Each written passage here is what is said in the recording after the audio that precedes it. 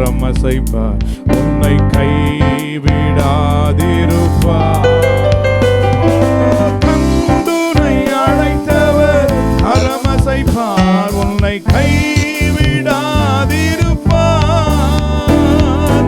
ஆண்டுகள் தோறும் அவர் உனக்கு அளிக்கும் ஆசிகளை எண்ணிப்பார், எண்ணிப்பார், எண்ணிப்பார்.